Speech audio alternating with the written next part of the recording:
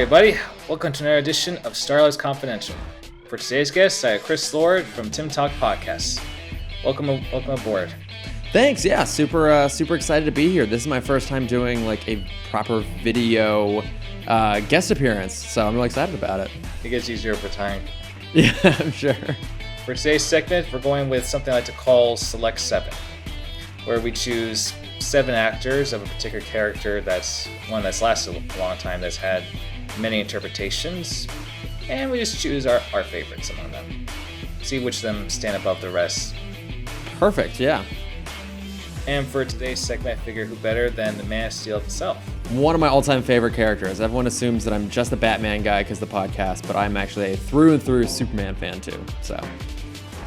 Same. I mean, I didn't grow up with Superman much, unless there was a crossover with Batman, but I grew up to like Superman. He's become my second favorite hero. Yeah, I think he's kind of an underappreciated one. Agree, because everyone's always talking about like how he's like overpowered and such, or so stereotypical, but there's more layers to him if you look deep enough. I think he's a hard character to write well, but when he is written really well, he's really, really interesting. And I think, unfortunately, a lot of the movies especially haven't quite nailed him right. Weirdly enough, I maintain the best Superman movie is actually Disney's Hercules, because it's basically the exact same plot, more or less, as your typical Superman story. And of course, my co-host Cameron would agree with me, because that's his favorite Disney film. So that's funny, because I think of it, a lot of Hercules definitely reminds me of Superman. Even with Meg, her character does remind me a lot of Lois. Yeah, right. She's kind of got that same sort of like kind of spunk to her, and she's like sassy and very confident, and will stand her ground like Lois. And again, he like comes from these like godlike figures and shows up in the normal world and is a hero. And yeah, it actually works pretty well. I don't know. Whenever people say there's not a good Superman movie, that's where I direct them. I'm just gonna try to do this. Although it's ironic, since James Woods, since he did the voice for Hades, he's done the voice of Lex Luthor in this anime show called Justice League Action. Oh, does he? I haven't watched that yet. Yeah, it's pretty good. It's definitely more kid-friendly, but not like ridiculous kid-friendly like Teen Titans Go. It's something that adults would appreciate as well. Mm-hmm. And it does feel like the DCAU, especially with a lot of the character designs for not just Superman and Batman, but also for like Joker and Harley, they kept it pretty much the classic suit, not the blue hair and red hair dye. Oh yeah, yeah. I'm always a classic Harley person myself. I think she's fine in the Suicide Squad. The rest of the movie is not necessarily great, but yeah, I don't think her design needs that much tweaking from its original point. It's fantastic. Definitely. Well, let's see what happens for the Birds of Prey movie and the new Suicide Squad movie. Yeah, I'm, I guess, hesitantly excited for both of those.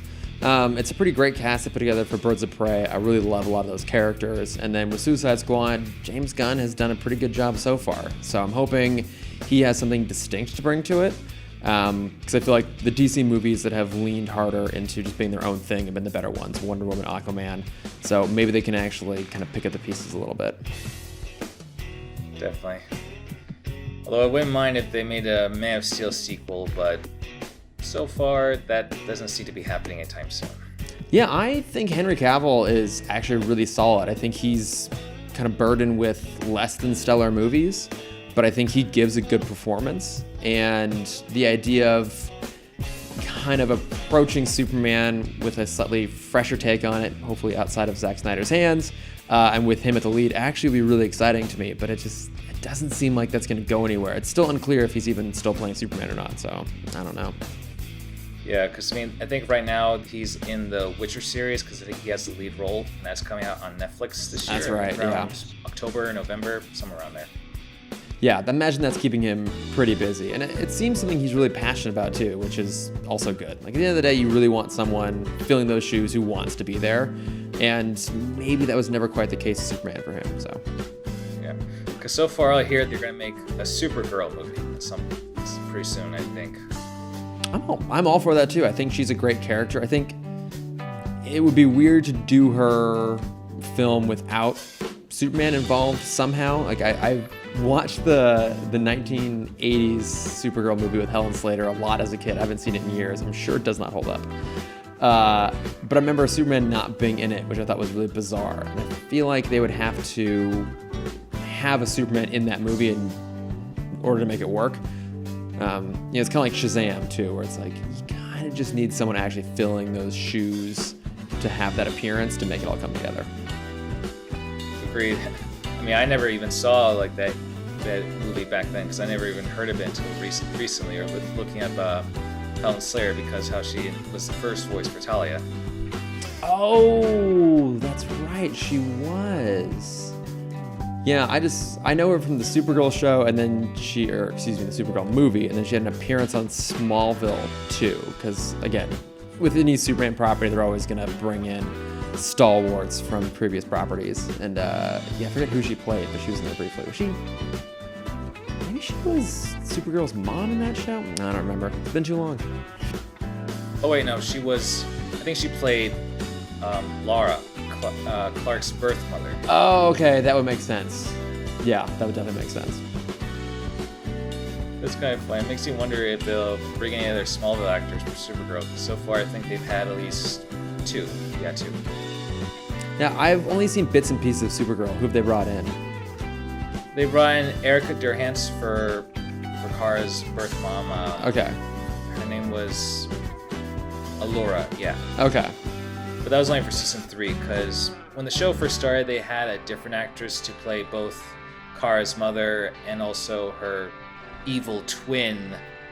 I forgot her name, but yeah, they had the whole like General Astra. Yeah, it was supposed to be, I guess, like a female version of Zod. Okay, of course there's an evil twin. There always has to be one. Yeah, but luckily in season 3 that was like pushed aside, and I guess turns out that Laura survived, and I guess there's like a asteroid city or something floating in space of Krypton left. I forget how. Of course there is. But I'm just glad that they brought in Erica Durance, because for me, she's actually the best Lois Lane. Agreed. I always liked that part in Smallville. Like the chemistry between her and Tom Welling, it was just on point. It's so good. It's the best that chemistry has ever been. And I mean, I include in that Christopher Reeve and Margot Kidder. Christopher Reeve and Margot Kidder, who everyone kind of holds up as like, the best version of those two characters. And I really thought that the chemistry between Tom Welling and Erica Durance was fantastic. And that show is a weird mess in a lot of ways, but towards the end there, it actually got pretty fun. And I think they had a lot to do with it. Hey, I mean, it lasted 10 years. So they must have been doing something, right?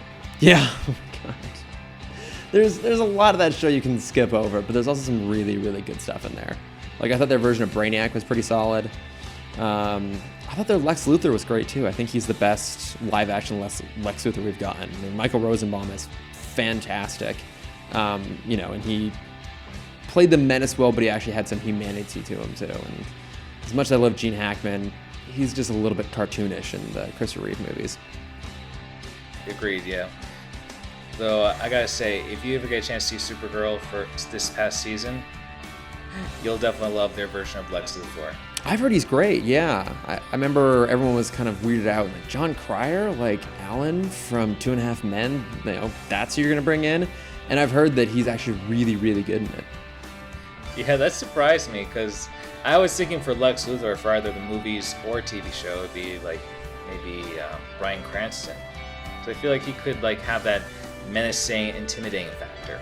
Yeah, I mean, we've seen him give a performance like that, an amazing performance, obviously, with Breaking Bad, so I thought he would have been solid. But it seems like the Supergirl show, for the most part, the bits that I've seen, is really well cast. Like, I haven't watched a lot of the normal episodes, but I did watch the big crossover event this last year, so the one that brought in Batwoman. I guess it would have been,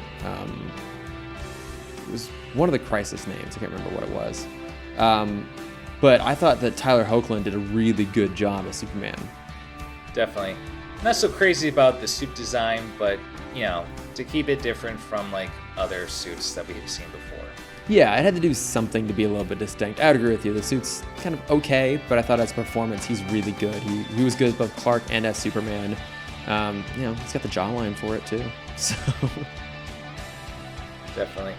Oh, that's another thing. The Supergirl actress from Smallville, she played the villain in Supergirl season 1. It was like, I think her name was Indigo. Oh, Laura Vandervoort? Yeah. Ah, okay, yeah. That would make sense. They'd bring her back too. She was also really good in Smallville. It's kind of disappointed that they wrote her out only after a couple seasons. Yeah, it would have been cool to see her like in costume, but I think during that time, like WB and CW, they weren't so keen to doing the whole costumed heroes just yet. At least not for Clark and Kara just yet, or Kara back then. Yeah, that was one of the things that the showrunners really stuck to. Is they had a mantra. It was no tights, no flights. Like that was their whole guide point for that show. Was, you know, it could be anything up to the point where he would actually be full-on Superman, and you can see them fudging that a little bit here and there. Obviously in the show he flies, and at the very end he's finally in the suit, although we don't actually really see it. But yeah, I think that it kind of extended that to some degree to some of their, you know, other heroes as well. They didn't really go full-on costumes. I mean, Green Arrow a little bit, kind of same with like Aquaman. But yeah, they definitely held back, and it kind of works, kind of doesn't. It was worse on Birds of Prey because it felt like it felt like a Matrix show or something. Oh, it totally was. It was just a Matrix ripoff at that point. But I will give that show credit because the one costume that I think they did better than anyone else is Batgirl's, because they basically took one of the Batman and Robin costumes, one of Alicia Silverstone's, and then actually gave it the comic accurate kind of yellow gloves and emblem and stuff. And I think it looks really, really good. But yeah, beyond that, they didn't do any of those well. But hey, they got one. And one's pretty solid. Yeah. So I know, like Dina Meyer. I think is that I pronounce her name Dina Meyer or Meyer? I think it's Meyer, but I'm not sure. But yeah, I liked her as Oracle. Yeah. And her background costume, it felt like watching like the DCAU brought to life. Yeah. Yeah, I thought she was really well cast, and that costume was done really well. And it showed you what the potential there was. They just didn't really follow through on it. Yeah. Which is a shame. Yeah, although the Black Canary's outfit, or at least their version of Dinah, it was pretty accurate, I guess, to how Black Canary's attire usually is, where it's like, you know, wearing in black, or at least having some kind of jacket look kind of to it, you know? In the show, it was Black Canary's daughter was like their version of Black Canary, and then proper Black Canary had I think a one episode appearance. Was it Lori Loughlin too, if I recall? Yeah. Oh yeah. Yeah, because her name was Carolyn Lance. That's right. Yeah, they were kind of doing these weird tangential approaches, but I mean, it kind of worked. I remember their version of Harley was pretty decent. I mean, she was, you know, long past being Harley Quinn, was back to being Dr. Quinzel, and she was still the villain. That was an interesting idea. I feel like they didn't really do anything with it, unfortunately. Yeah, because like I get that she's more menacing because it's more out of revenge of what happened to Joker, even though I guess he's just sent to some other prison outside the city, which I guess that's kind of weird. I figure like that why after killing Catwoman and injuring Batgirl, he's just sent to another prison. Like, why not, like, just, I don't know, like, maybe facing a death penalty or something. Yeah, it was one of those shows that suffered from keeping critical characters in the shadows. Like, we never really saw Batman, we never really saw Catwoman, never really saw the Joker. And in doing so, it feels like they were writing around those characters so much that it got really clunky. For me, Titans comes to mind in that same regard, where that show would have made a lot more sense if Batman had been a on-screen recurring presence. Not necessarily a frequent one, but if he was there, it would have worked a bit better. But them bending over backwards to not have him in it just made it feel weird. Yeah, agreed. But it looks like for season 2, we're going to be getting a Batman from, I forgot his name, but he's from Game of Thrones. Yeah, Ian Glenn. That was it. Yeah, who I love. I mean, interesting choice. I feel like, especially a younger Ian Glenn, you look at his role in the first Tomb Raider movie even, you could see where he could be a really good Bruce Wayne Batman. So it's interesting they would go for a distinctly older take on him. But also, he's a good actor, and as much as I didn't like that first season, they unfortunately keep setting up some really interesting stuff for season 2, including him, Superboy, Crypto, Jericho, Deathstroke. I don't really want to keep watching that show, but I feel like I'm going to. Yeah, I'll be honest, I enjoyed the Doom Patrol show more than Oh. Titans. Doom Patrol was so much fun, so ridiculous and over the top and weird. I think that's why it was so good, is it leaned into its weirdness and just let itself be distinct. And I actually had a lot of fun watching that show, which I wasn't expecting. Agree, because like I could never imagine a show like this being picked up by like the CW or even Fox for that matter. Oh no, and you know, I think that show took better advantage of being on a streaming platform. Like, you watch Titans, and the violence was just really gratuitous, as was the swearing and like the sexuality, and you felt like they just kind of bumped all those things up because they were no longer restricted by, you know, cable parameters, whatever you want to call it. But then with Doom Patrol, it's like, okay, we're just gonna go full tilt on this. And like, I had no idea that Brendan Fraser, of all people, really good with an F-bomb. He really made that work a lot, actually. I know, it's like he's one of my favorite characters, him and Jane. Yes, yeah, Jane was done so well. It's what, Diane Guerrera is the actress, I think. Yep. She is amazing in that. Like, what she's asked to do is really, really hard. And it's one of those roles that I think if you watch it, people will talk about it and acknowledge it, but it's not one that's going to get broadly acknowledged. But she's excellent in that show.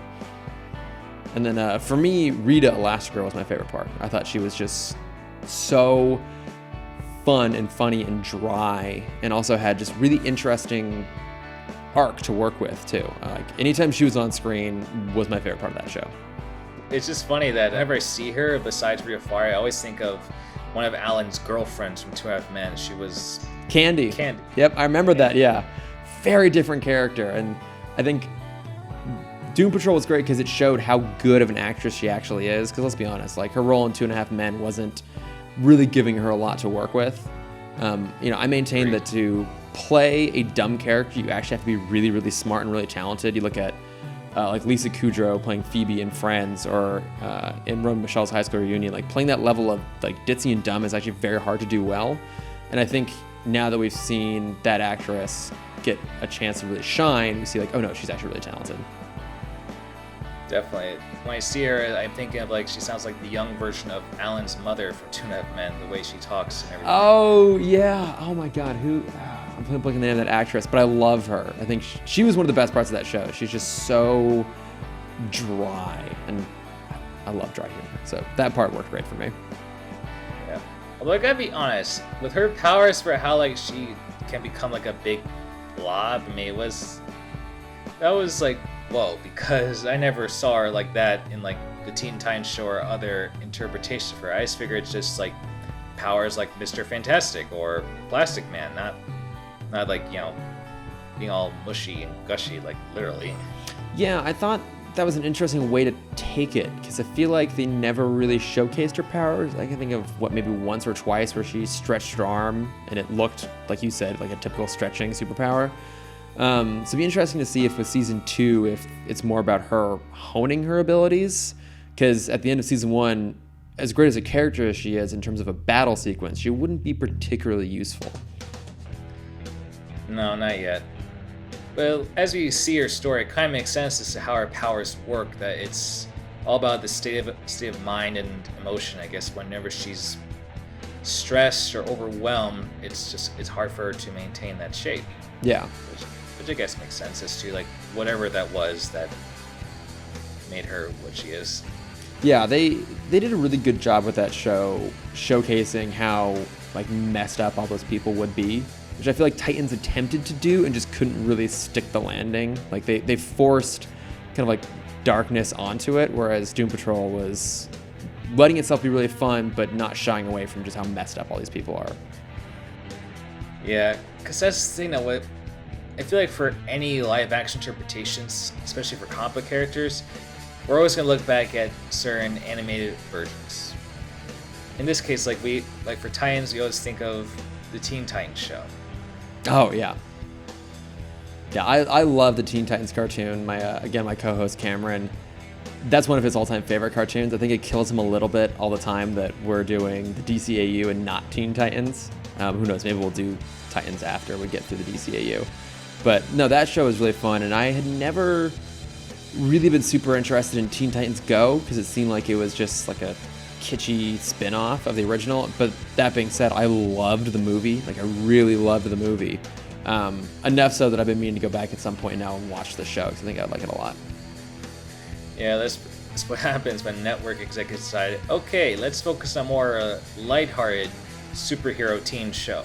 Yeah, and I think that can work. I don't think everything has to be super dark.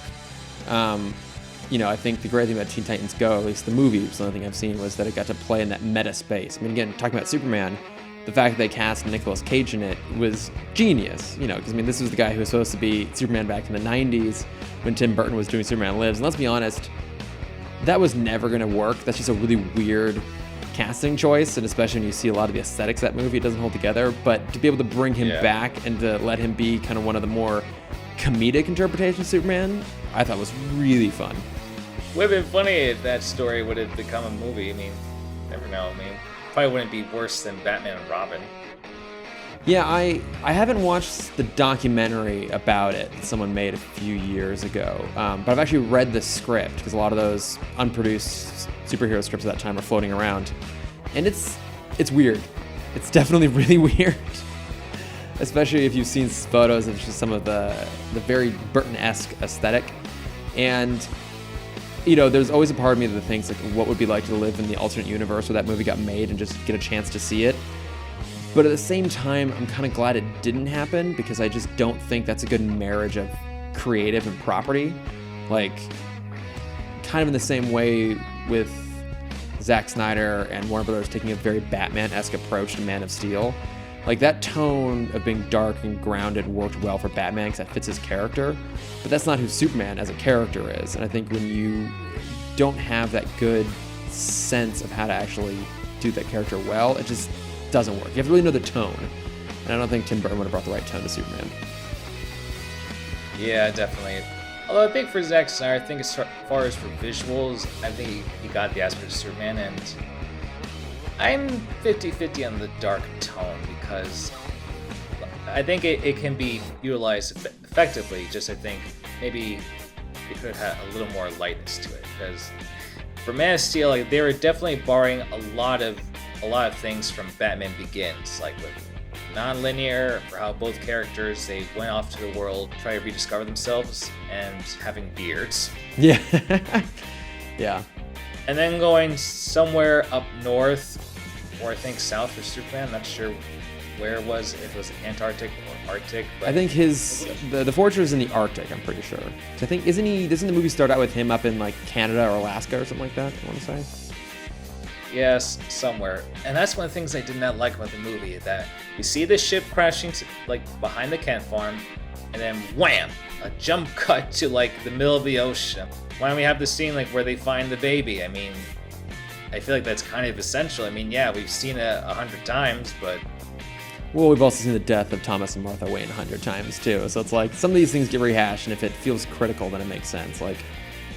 And yet they decide to bring up that flashback again. I know. We're done with it at this point. We know they died. Let's move on. Yeah, I like some of the stuff with Superman as a kid or Clark as a kid in Man of Steel. I like that sequence where the bus crashes and, he pulls it out of the water and everyone's kind of freaking out, not knowing what to do. I don't entirely agree with the idea of Jonathan Kent basically telling him, well, maybe you do have to let people live.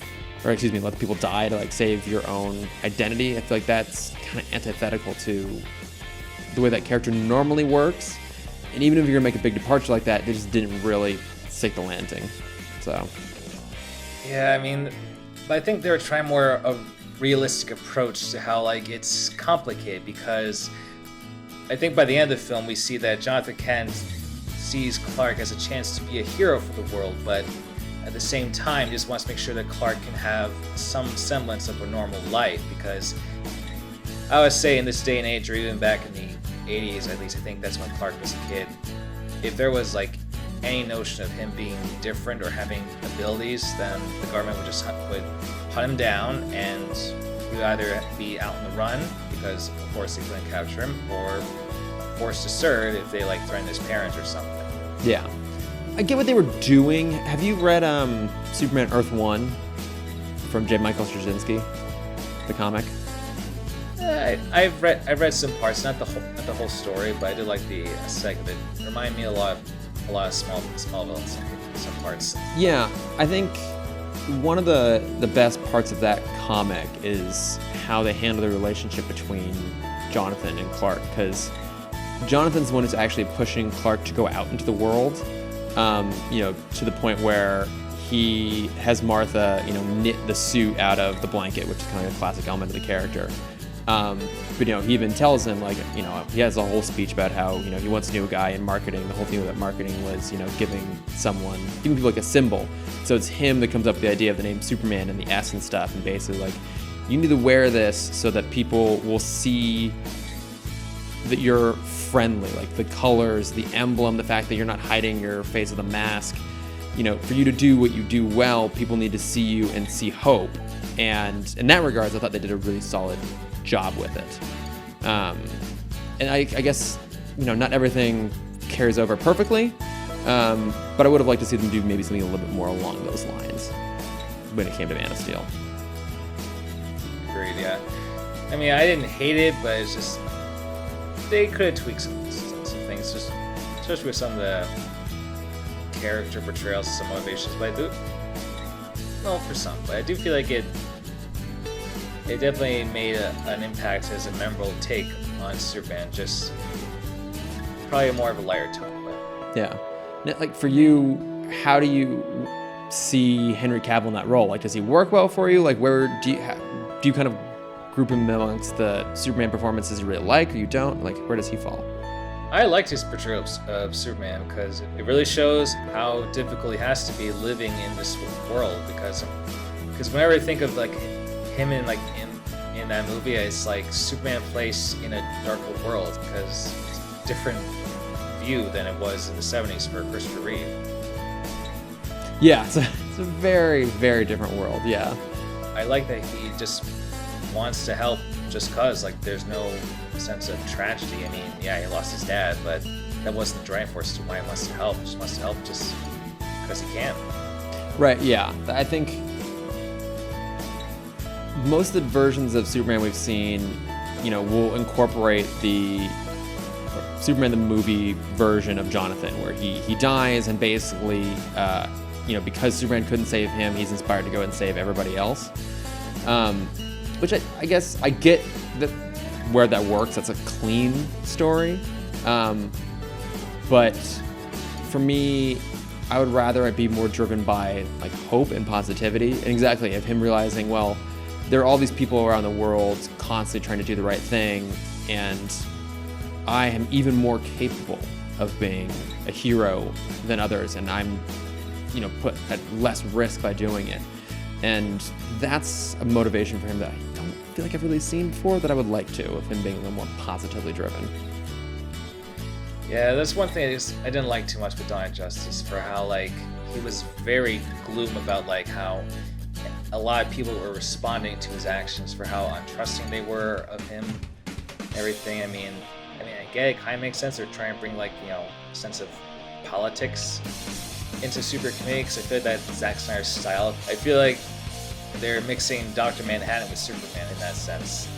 Yeah, a little bit. I think there are a few small pieces of that movie that I quite like. I think visually it gets some stuff right. I think in that movie, Ben Affleck's actually pretty damn good as Batman.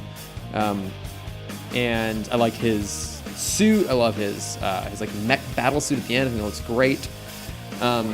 There are some pieces in there, but at the same time, I think that The Dark Knight Returns was the wrong source material to draw from, because that conflict between the two of them works so well because they've known each other for such a long time. And I don't think pitting them against each other immediately always works great. I think the DCAU did a great job of The World's Finest, of having them be wary of each other, but at no point did they ever fight, right? They, are a little bit distrusting, and they, kind of mess with each other. Superman takes a peek through Batman's mask and figures out his identity. Batman plants a tracker on Superman and follows him to his house and finds out in his own way. And it's, they're kind of taking pot shots at each other, but they're never enemies. And I think you need history between the two of them for those sort of conflicts to work really well. Like, I've never played the game, but the Injustice comics based off the game are actually excellent. Again, you have two characters with history, and then it makes their conflict more emotionally affecting than just, nah, I don't like him. I didn't play the first game, only saw just like the cutscenes of it, but I have the second game, and they've definitely done a better Batman v Superman story. Because like you said, it has the history, and the way I see with Injustice, this is pretty much DC's response to Marvel's Civil War, because I mean they have fought before, but their fights never got everyone else involved. Yeah, like this is like a full-on fight. They've drawn lines in the battlefield. People have taken sides. People have double-crossed. They have other people kind of fighting as proxies for them. To me, it's just such a crazy idea that a video game, of all things, a fighting video game, such as a ripoff of Mortal Kombat, was able to actually tell a far better Batman vs Superman story than the movie we got. Yeah, definitely. Crazy. And what I love about for the second game is that you get to choose two endings. Oh, okay. You either side with Batman or Superman. And if you side with Batman, you get a pretty good happy ending where they stop the Brainiac, who was the main villain, but there's also another confrontation between the reformed Justice League with remnants of the regime. Because they had the whole classic, we have to work together to stop this bigger threat. Yeah, that's the way it always works. But then there's a double cross. Oh, there's always a double cross. And that's where it leads to where you, the player, have to make a decision. And you side with Batman, you do beat Superman, only he's now locked in the Phantom Zone. Oh, okay. It's kind of an interesting way of doing it. Yeah, and then you have Supergirl joining the Justice League. Okay, yeah, I think that kind of works. Because that's what's interesting, that in this story they had Supergirl coming to Earth after everything that happened in the first game. And she's been fed half-truths as to what happened. So as far as she knew, Clark was wrongfully imprisoned. Got it. So someone forgot to mention the whole killing the Joker thing. Yeah. And once she saw what Clark's been doing, what Diana and Black Adam been doing, because they've been kind of her mentors, she pretty much changed sides Yeah. eventually. And I just think even the way they approached their version of a dark, twisted Superman worked well. That's very plausible, because this is a guy who, at the end of the day, does thrive on optimism and hope. And to have that taken away from him in such a brutal fashion and have it be basically his fault in some way, you can understand why that would make him snap. Because, by contrast, Batman, the traditionally darker character, has much more inflexible lines that he won't cross. So you can see why they would fall into the camps they do in terms of that conflict. And I think it's just a really well done story. Yeah, because it really brings a question in terms of what to do for the good of all people, or what to do based by morals. Which one's better? Yeah, because from their own perspectives, they both think they're right. It's like Superman, were he to attempt to do so, could kind of police the whole world. We see that done really well in the Red Sun comic, which is, one of the best Superman stories ever told. So you can understand what he would try to do there, but in the end, he will pretty much always fail, which is also cool. Yeah, I'd be interested to see it if they make a third game, because for the Superman ending, it gets really dark. What happens? I don't know. If you choose Superman, then you have him beat Batman. He imprisons Kara, takes control of Brainiac's ships, and even has Batman under his control and forces Kara to make a choice, either to be by his side or be his enemy. Yeah, okay, that sounds really intense, actually. So that's something I would think for a fighting game to have two different endings. Yeah, I don't know how they would handle a third game in that regard. I don't know if they'd have two different starting points and then they, just kind of return to a status quo and keep going forward. I don't know how they do that, actually. Cool. Yeah. Although as far as for Dark Superman, the version from Justice League Gods and Monsters, they did a pretty good interpretation of that character too. Oh yeah, with that version being Zod. Yeah, well, Zod's son. Oh, that's right. Yeah, Zod's son. Yeah. Yeah, and I think, that works too, because at the end of the day, it's not Kal-El, it's not Clark. It's still a different person. So, like, okay, I can understand why they would behave differently. That's a good story. Yeah. But you never know. I mean, maybe if Clark was raised in an immigrant situation, then, he might have the same way of thinking too. Yeah. I mean, because we do see that with Red Sun, and there's so many versions now of like the quote-unquote bad Superman. I mean, there's the Irredeemable comic, which I've read a little bit of, and then there was Brightburn, which just came out in theaters, which tackles that idea of what if Superman was an asshole, basically. Yeah. Yeah. So I'm curious because we're talking about different versions of Superman and what we think about them. What are your thoughts on Superman Returns? 'Cause, I feel like most people don't like that movie, but I personally kind of love it, actually. I didn't mind it. I mean, I enjoyed it when I first saw it in theaters because it was pretty cool to see the visuals, storyline, everything.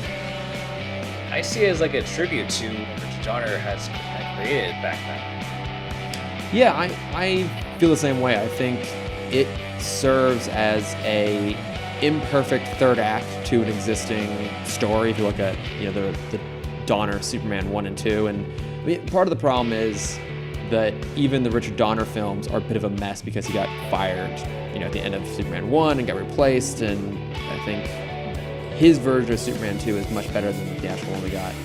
But I kind of like to think of those three movies as this sort of like imperfect trilogy that's got a lot of good stuff in it. Yeah, because I never bothered watching the third and fourth movie based on their reviews.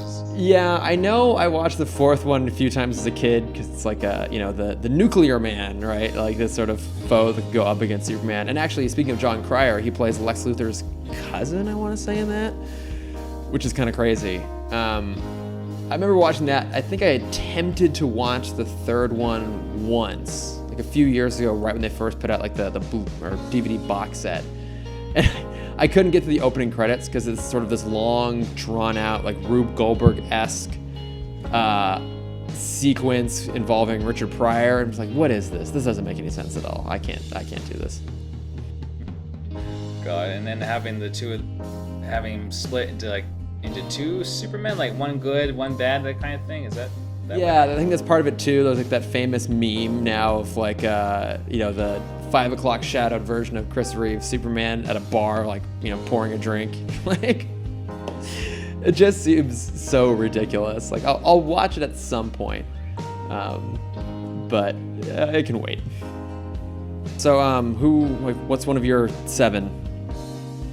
See, for my list, I would say Tim Daly and George Newbern, because I grew up with DCAU and I liked how they done their take with Superman, where it didn't seem so corny. It was like more grounded, more modern, but done the right way, I would say.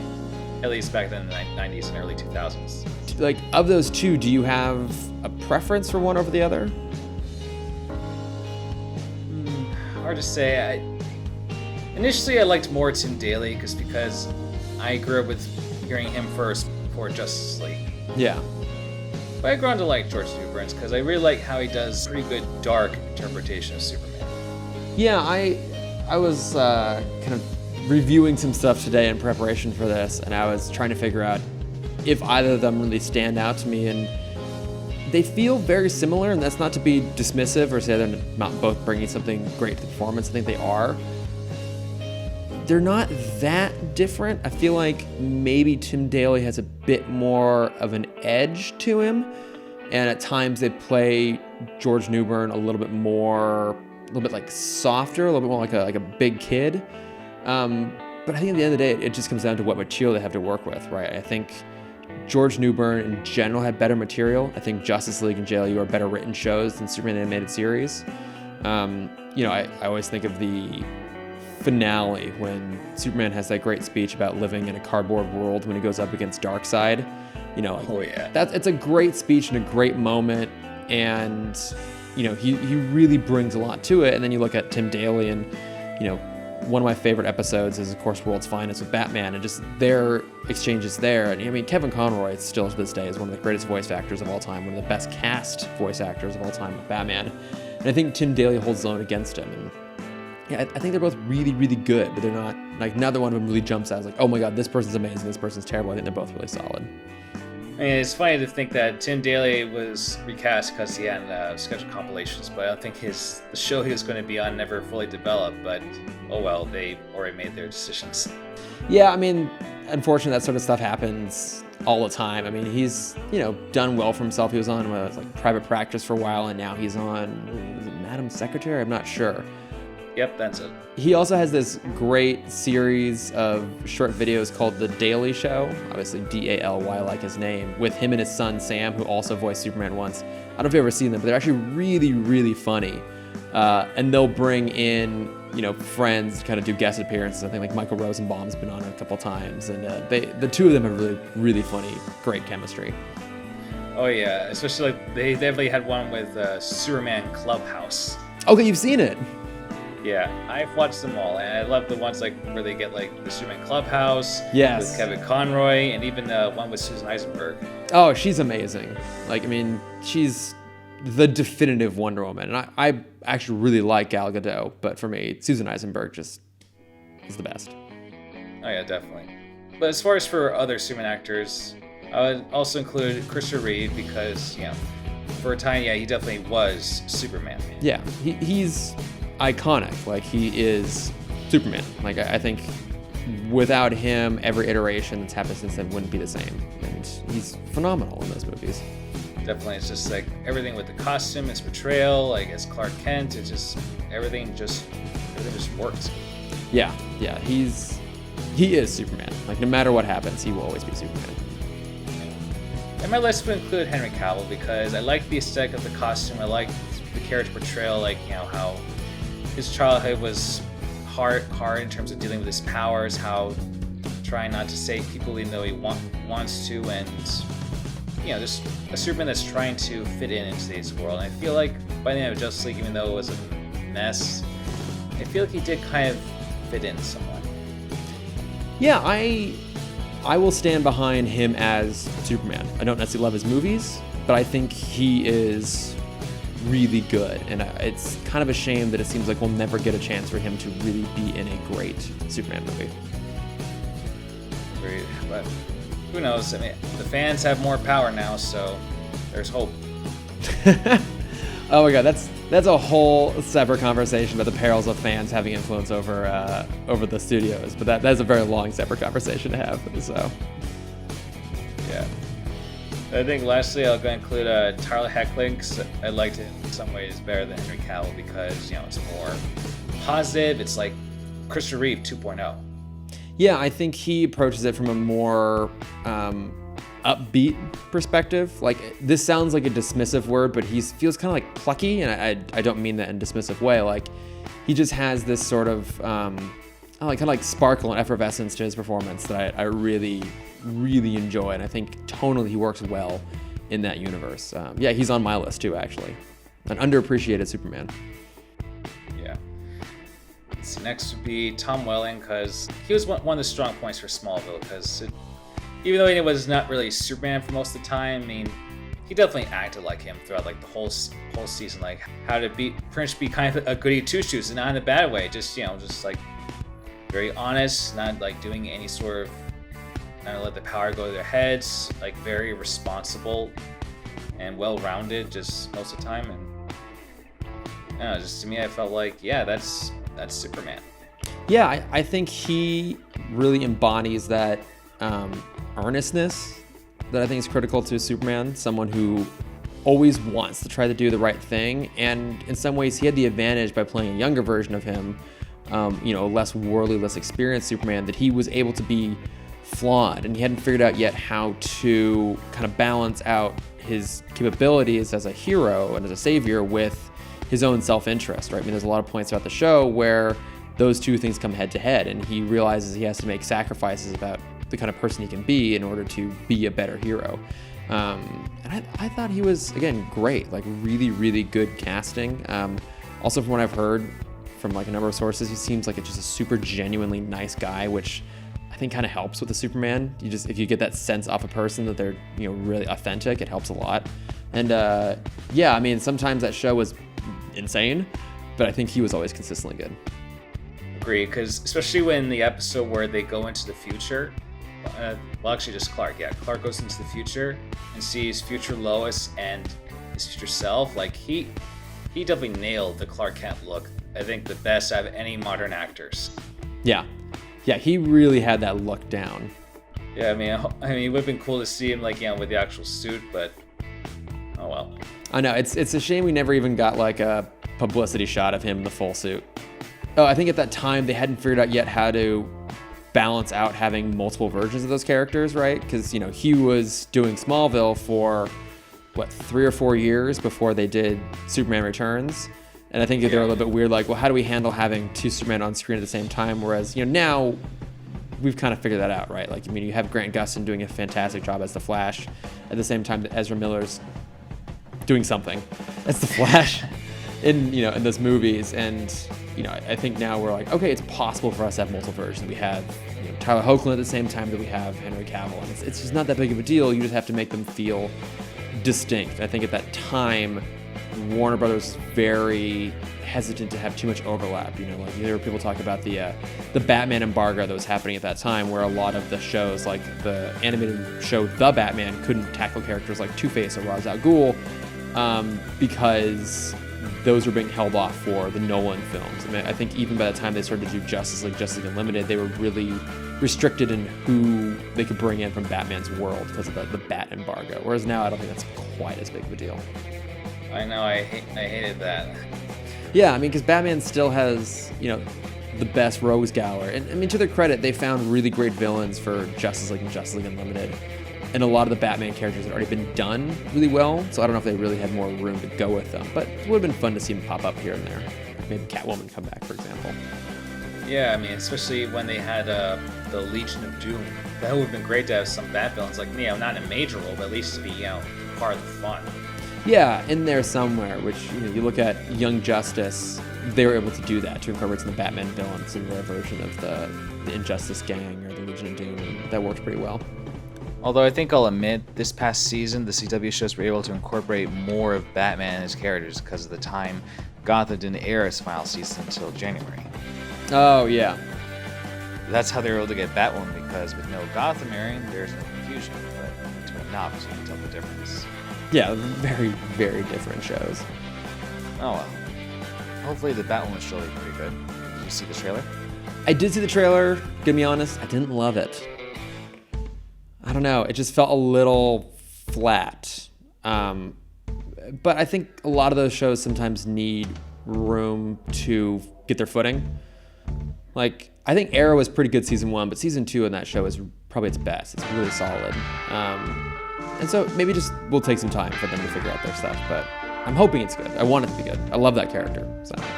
It's always the case when the first season of a show tries to find itself. Then we get a second season where things get better. Yeah. So I'm hoping. I want it to succeed. By the way, do you remember the actor James Denton from... Oh, he was on Desperate Housewives. Yeah, he voiced Superman in... Is it All-Star Superman? Yeah. He's on my list too, because I really liked how he was very sympathetic. Just very... like a gentle giant. And I feel like that's a thing we rarely see in Superman movies. The more kind-hearted, compassionate side. Yeah, I've only seen that movie once. I remember I liked it quite a bit. I should go revisit it because, I liked him as an actor too. I feel like he and Matt Bomer are both actors that have had a chance to play Superman in an animated movie, and you also feel like that under the right circumstances they could have played them in live action too. Yeah, maybe Matt Bomer more because he definitely has the right hairstyle for it. He just probably needs to add 10 to 20 pounds of muscle. Yeah. But no, I think those are all really solid choices. Thanks. So what's your list of actors? More or less the same as mine? It's pretty much all the same, yeah. I mean, it's got Christopher Reeve on there, Tim Daly and George Newbern, Tom Welling, Henry Cavill, Tyler Hoechlin. I also threw on Brandon Routh because I really actually like Superman Returns. I think he got kind of the short end of that deal. He was burdened by having to do a Christopher Reeve impression rather than getting a chance to do his own thing.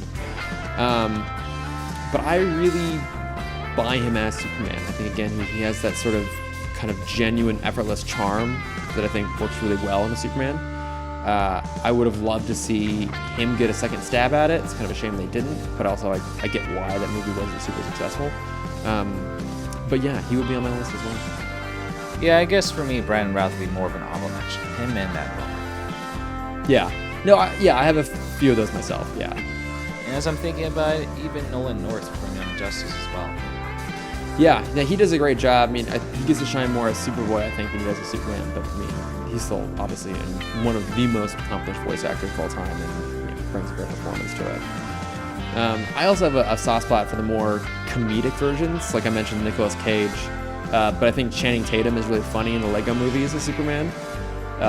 And then I don't know if you remember way back in the day, but there was a series of American Express commercials with Jerry Seinfeld and an animated Superman, and that animated Superman was voiced by Patrick Warburton.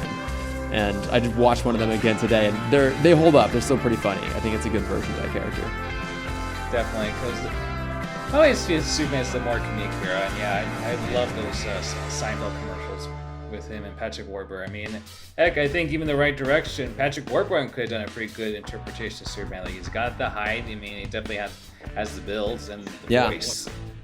Yeah, I mean, oh my God, one of the greatest voices to ever be on screen. Plus, that man has not aged in like 20 years. It's ridiculous.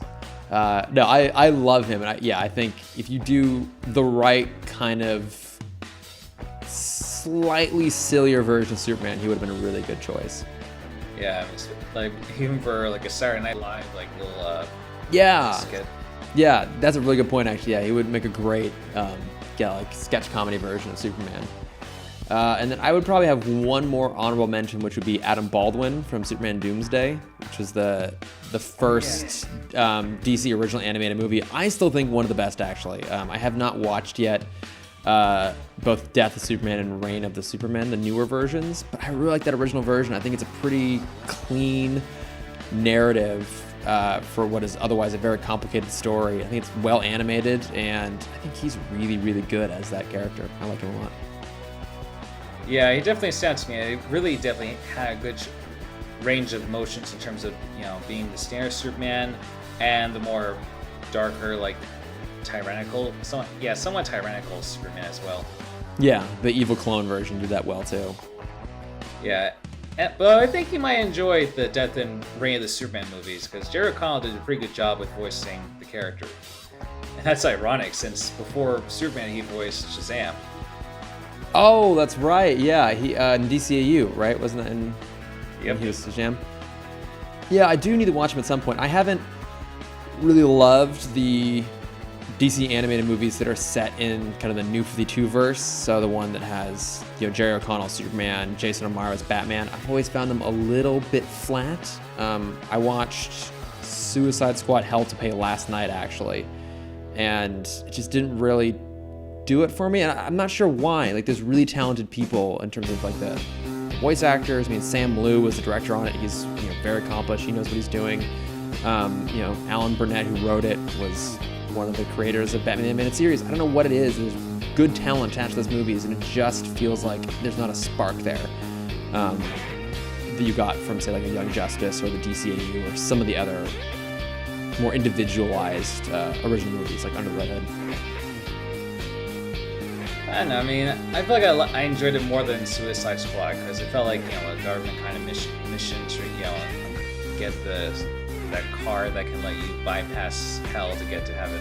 Oh, no, I would agree. It was definitely better than Suicide Squad, which is maybe the, faintest praise with which you can damn something. Like, the movie is terrible. Absolutely terrible. I thought the plot was really fun. It just didn't gel for me. Gotcha. Although I feel like for their movies lately in that set universe, it's gotten better. I think mostly with the Teen Titans movies, because I had no problem rewatching. I enjoyed it, as well as the Justice League Dark movie. Yeah, that one was pretty fun. I like Constantine a lot. Yeah, I mean, he's a real asshole. I think the most biggest asshole character out of everyone I see, even more than Doom Patrol, which is saying a lot. Although that's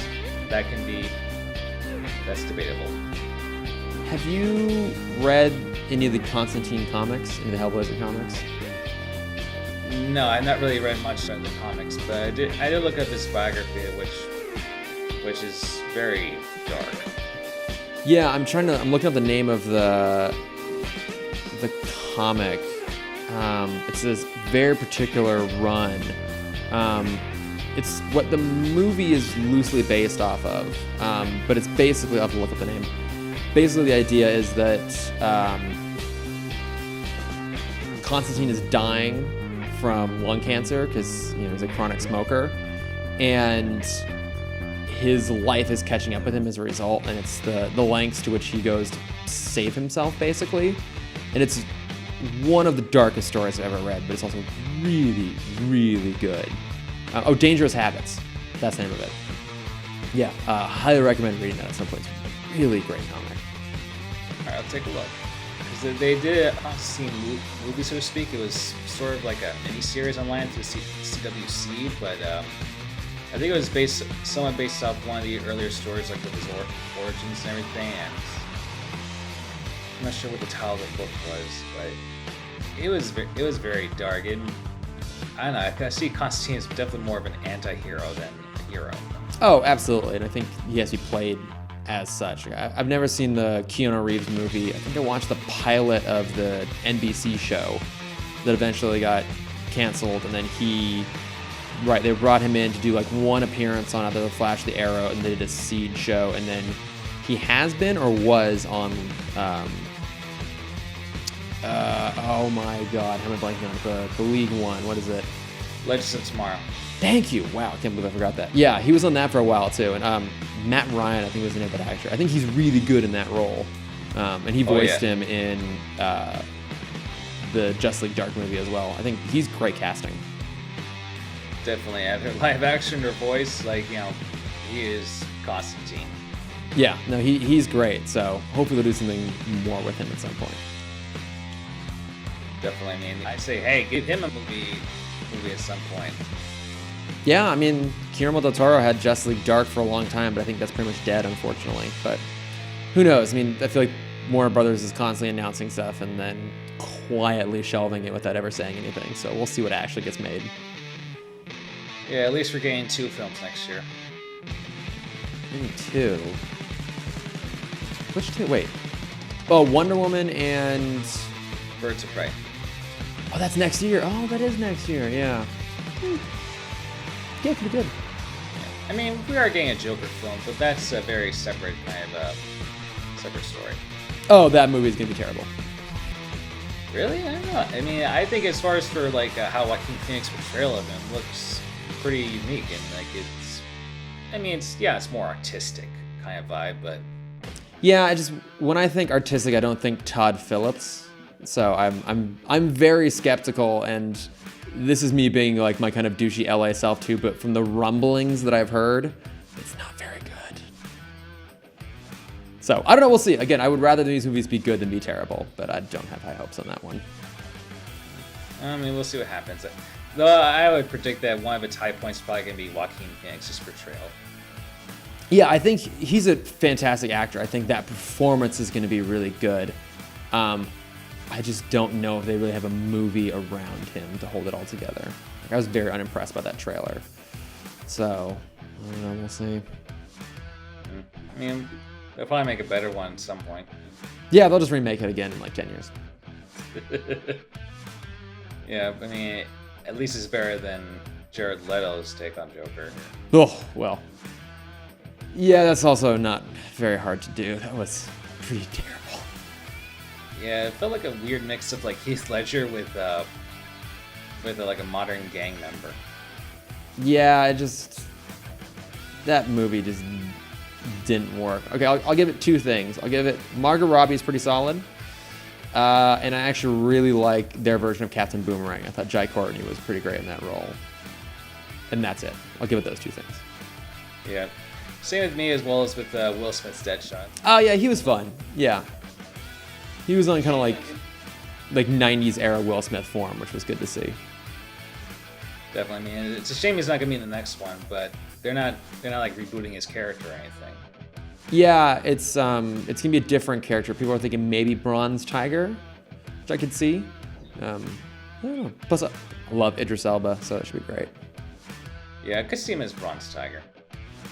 Yeah, I think you need someone who's like not a full-on baddie. I think that would work pretty well. Definitely. Somebody to help keep the team somewhat grounded. Yeah, a little bit. So, yeah, but I mean that basically covers my 7 and my honorable mentions. So, same. Well, I say that's all the time we have. Thank you for being on this podcast. Yeah, thanks so much for having me on, and for listening to Timmtalk and for reaching out. This was really, really fun. Thank you so much for letting me do it. Not a problem, man. If any of you viewers want to take a look at Chris's podcast, be sure to check the link below. Also, if you want to take a look at any of my previous videos, be sure to click on the card in the bottom right corner. Be sure to click the bell icon and subscribe for more videos. This is B9 Entertainment, signing off.